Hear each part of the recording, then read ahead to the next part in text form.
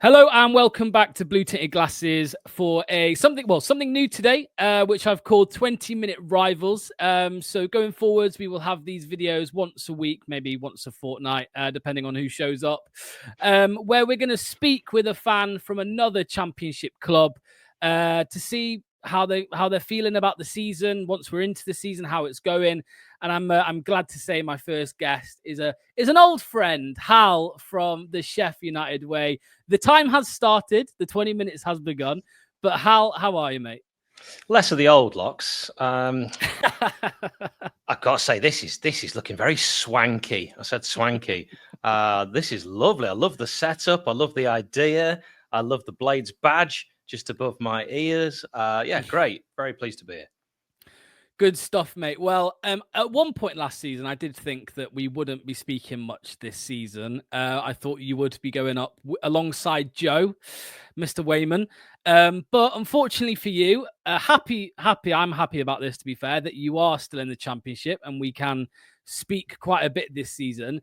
But let's get into it, mate. Let's start with the change that you've had this summer, the manager. Chris Wilder, who did look like he was going to become Leicester manager for a short period of time. Blades decided to get rid and bring in Ruben Sales, mate. I mean, what are your thoughts on this? How are you feeling about it all? Yeah, Ruben Sayers coming in was a bit left field. I mean, certainly if you'd said this to me before the playoff final, I wouldn't have believed you that this was going to happen. I would have just said, well, there's no chance. But the playoff final did happen. And I do wonder with these new owners if Wilder might have been replaced even if we'd gone up, because he isn't their man. And it feels like now they've got their man. And, new owners are always entitled to do things their way. They own the club now. We, the fans, entrust these new custodians to look after it as the way that we hope that would be the best for the club. And we'll actually have to wait and see if this ends up being a wise move, because I think a lot of Blades, if you look at certainly the reaction online, a lot of Blades felt that Chris Wilder did a very good job getting 92 points. I mean, I know we had a points deduction, but 92 points for all intents and purposes, which is an incredibly high amount. And most times that gets you automatic promotion. There'll be some Blades this season that will simply say he's got to get more. Ruben has got to get more than Chris. Otherwise, he's not as good. Now, I actually don't think Chris Wilder, if he'd stayed, would have outdone himself with 93 points, for example. I just think that was a lightning in a bottle kind of season where things just went right, when actually if you step back and you look at it, you take your red and white glasses off, you say, we didn't actually play that well for large parts of the season. We weren't that exciting. There were games where we were. Coventry at home leaps to mind. Bristol City in the playoffs, of course. But there are other games where we weren't great. And I think our friends at S6 will say in both matches against Sheffield Wednesday, we won, but you're not buying the DVD of those games as a neutral, put it that way. What is your expectation then this season? I don't want to say demands. I was going to say demands, but it sounds a bit entitled to say that you demand the club do something. But what, as a Blade, as a Sheffield United fan, what do you want this season? Are you expecting top two? Are you expecting playoffs? Where's your head at with that? It's a great question. I think you'd probably say, looking at this championship, it's a difficult championship, but it's not impossible. It's not the hardest championship in terms of the teams that are in it that we've ever faced. And we've been in the championship a lot. So it feels like we know this league pretty well. And I would look at the names, and I'd look at a table with no one playing any games, and I'd say, with our squad, as it is, without huge additions yet, I fancy us to be top six. And with a fair wind and things going our way, and maybe we do some really great business, although I'm yet to see how serious these new owners are when it comes to buying anyone that isn't called Tom Cannon. I'm yet to see what kind of the money they've got behind them. We might just sneak into top two, but I'll tell you now, I am not actually expecting that, because it might take a little while for the current crop to get used to the Ruben Sayers way of playing, which seems wildly different to Wilder. Well, I was going to say, talking about transfer, I don't know how accurate this was. I saw an article online the other day saying that you're not going to be spending much money. There's quite a restricted budget this summer. Is that true?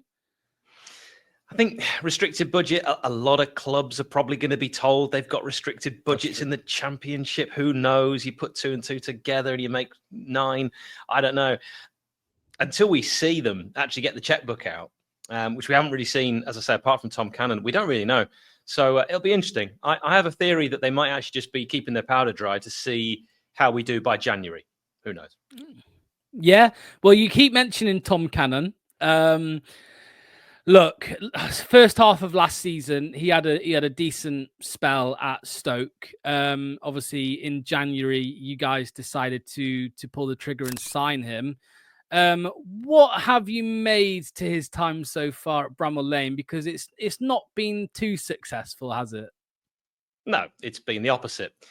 He's looked poor. I think that I'm not being unkind here. There's been moments, he got his goal, but it's been all too few and far between. He hasn't even looked like he can fit into our system at all. But our system will now change. And this pre-season, he's been playing, on the left of a front three, which sounds bizarre because he's Enzo Maresca tried it a couple times, mate. He did try it a couple times off the bench. He brought him on the left. And did it work? No. Oh, great. Well, there we go. That's that experiment done. I would have him more in the centre, sort of an advanced forward, rather than a floating kind of winger come, inside forward, or I don't know. I don't really know what he's expecting. I think Ruben Sayers obviously likes, a bit similar to Wilder actually, right-footed players on the left, left-footed players on the right. Maybe he's going to interchange. I don't know. But he's been trying that there, apparently. I haven't been watching training. I'm not that kind of fan. But that's what I'm hearing. So I need a lot more from Cannon. At the moment, it looks like a real waste of money. And Sheffield United don't, historically, have 10 million to throw around. Yeah, it's interesting because, when that deal happened in January, Leicester fans were quite upset about that, quite angry, because we'd spent £9 million on him, I think. And, we saw promising stuff from him at Leicester in the Championship the season before. And, with the lack of strikers at the club, with Jamie Vardy leaving, of course, although we didn't know this at the time, we're stuck with just Pat Sandaka. And I think many Leicester fans would like to have Tom Cannon. They wish we did still have Tom Cannon at the club.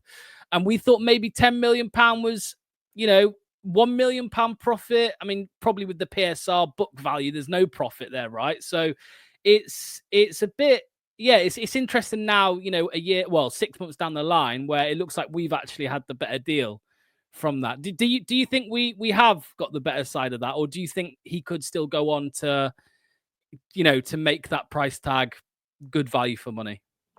In July 2025, you've got to say Leicester have had the better of that deal. By the end of the season, I very much hope I'm saying Sheffield United have had the best of that deal. But he's going to have to do quite a lot to win quite a lot of Blades fans round who've just been thoroughly underwhelmed from a signing that we really wanted to do well. I did a video on our channel before we signed him, comparing him, comparing his stats, comparing his output, his input, all the puts to Kiefer Moore, and found that he was performing slightly below Kiefer Moore on all the FOTMob stats that I read. And that made me a little bit worried, a little bit concerned. Like, we've already got Kiefer Moore and he's not impressing. Now we've got a player that's doing just slightly less than he is. Why do we need these two? Can they even play together? And, we never really saw that. So, I'm going to have to reserve judgment because I think there is a player there. We saw glimpses, but it's going to take quite a bit. I hope he's absolutely amazing this season. I want him to score 30 goals. It could happen. It could happen. I mean, I bigged him up when I did a video for you when you signed him, and I bigged him up quite a bit. And on the contrary, actually, I kind of shit on Hamza Chowdhury a little bit. But talk to me about him at the last season. He found himself at right back, and he was pretty good as from what I'm aware. I'm going to be kinder to you because you actually said he can play really well at right back. Yeah, I did. Yeah. So take that. Because in midfield, particularly QPR away, he looked all at sea. Some of his passing was offline, but he gets stuck in. For a right back, he was very, very accomplished. Really good at sticking to his man. Really good at jockeying and then knowing when to put the foot in. Good range of passing, so that works when you're trying to get out of defence and find a long ball to maybe switch it to the left and break. Just very, very accomplished at right back, and I was really happy with him there. I thought he played really well in the playoff final at right back.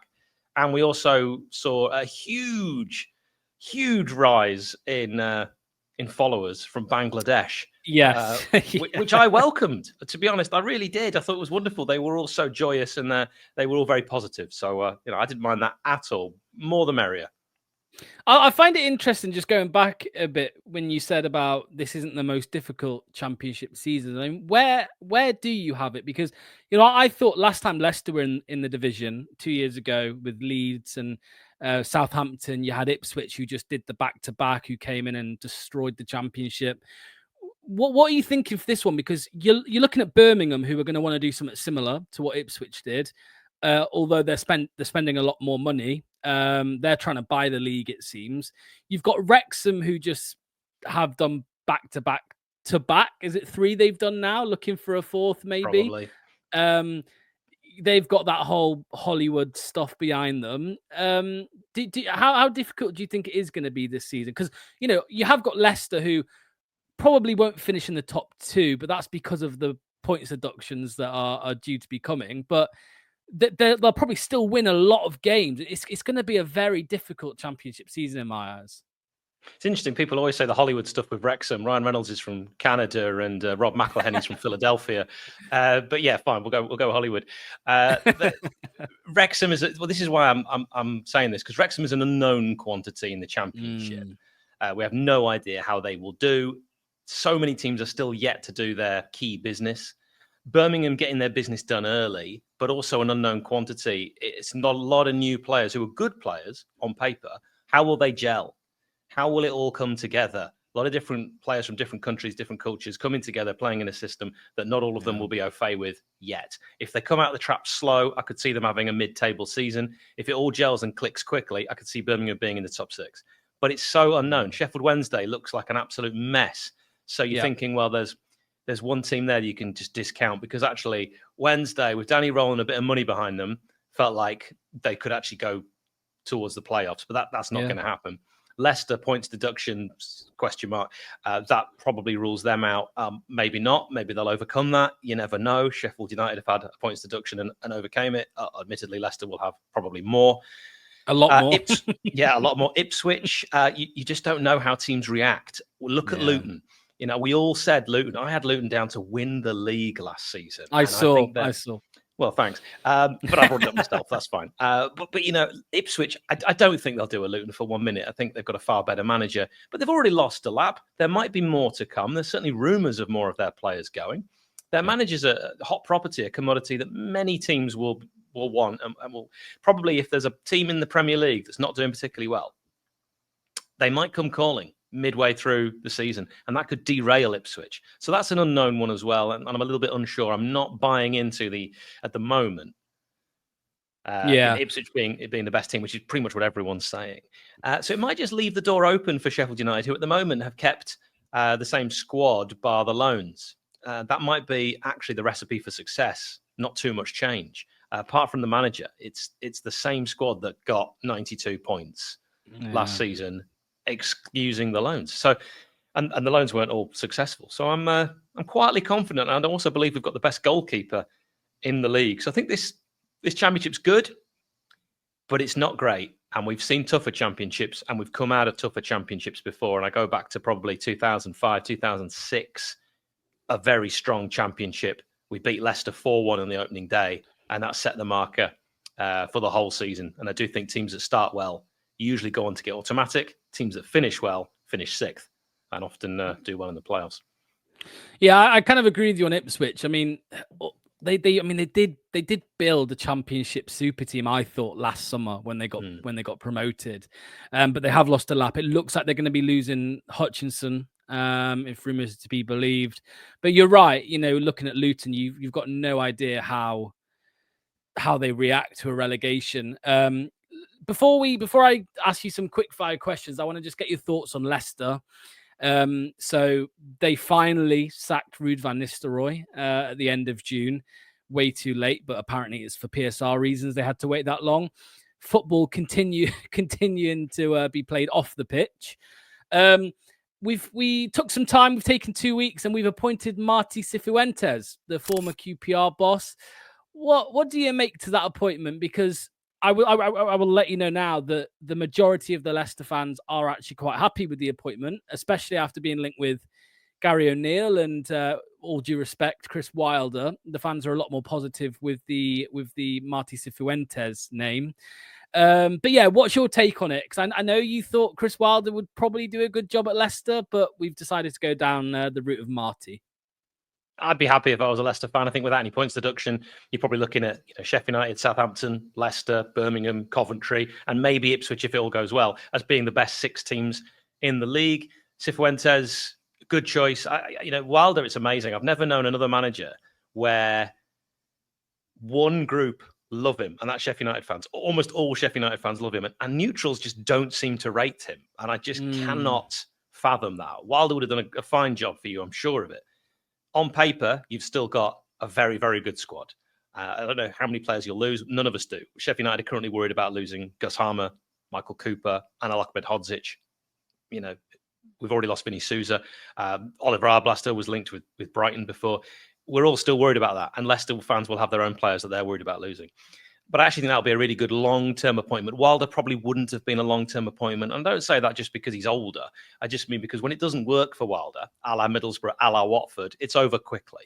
I feel like Cifuentes showed at QPR that he can build something, and generally regression isn't his main suit. It's progression. It might take a little time.